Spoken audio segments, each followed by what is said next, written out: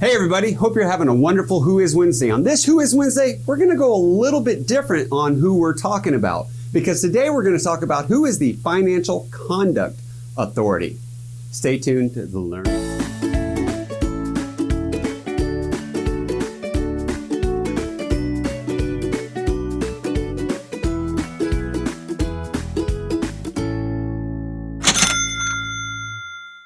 The Financial Conduct Authority is actually an organization out of the UK. Now, why do we care about the UK?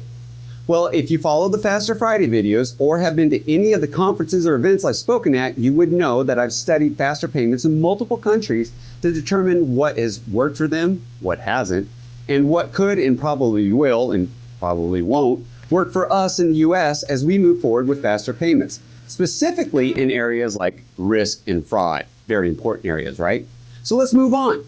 The Financial Conduct Authority is actually the conduct regulator for about 58,000 financial service firms, not necessarily just banks, and financial markets in the UK, and the prudential regulator for over 18,000 of those firms. Wait, what's the difference between conduct and prudential regulating? All right, let me explain that. Prudential regulation is concerned with the safety and financial soundness, and conduct regulation is more about honesty and integrity of behavior. Financial markets need to be honest, fair, and effective so that consumers can get a fair deal. That's the way they look at it. The FCA aims to make markets work well for individuals, for businesses, large and small, and for the economy as a whole. They do this by regulating the conduct of those 58,000 businesses. They are also the prudential regulator for more than 18,000 of those businesses. Now, the Prudential Regulation Authority, or the PRA, is the prudential regulator of around 1,500 banks, building societies, and credit unions. They are insurers and major investment firms as well. As a prudential regulator, their general objective is really to be able to promote the safety and soundness of the firms that they regulate. They were established back on April 1, 2013. And no, that's not meant to be an April Fool's joke.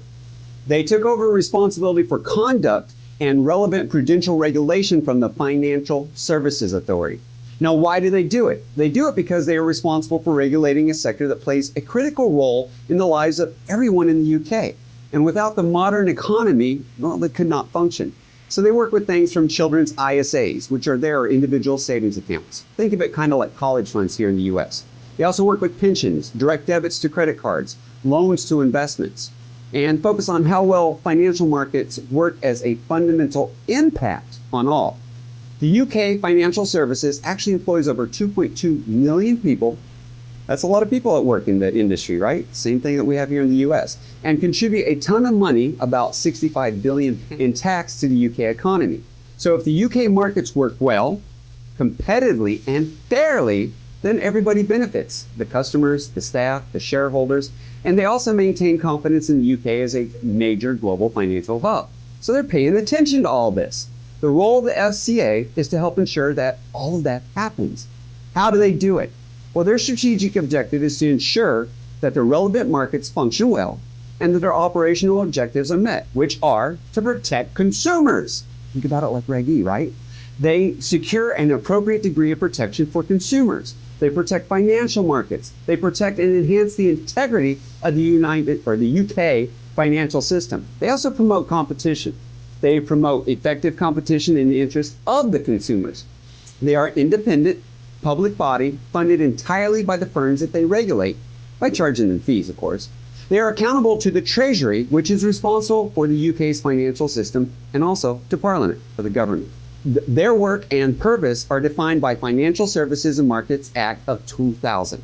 They work with consumer groups, they work with trade associations and professional bodies, domestic regulators, European league legislators, and a wide range of other stakeholders. Now, with this extensive remit, they use a proportionate approach to regulation, prioritizing the areas and firms that pose a higher risk to their objectives. Think of them like what we have in the US. They're like the FDIC, the NCUA, the FFIEC, or the OCC, all of which we have videos on, and other governing bodies. If you want to know more about these agencies, I would say go to their website, or you can go to the paymentsprofessor.com website or our YouTube channel, because you'll find out more there. But you can also find out stuff on the FCA website too. The FCA does some really cool things I'd like to share and compare to the US model. There is a two-part video that I'm going to post next week, part 2, on our Who Is section that is going to go into more detail of what they're doing, because there is a lot of information out there that you can learn. Until then, this Who Is Wednesday, I hope you've had a wonderful Who Is Wednesday. Always feel free to message me here on LinkedIn. You can email me, kevin@paymentsprofessor.com. As I said, there are videos on those other associations on the paymentsprofessor.com website or on our YouTube channel. And if you're at our YouTube channel, please do subscribe. Have a wonderful Who Is Wednesday.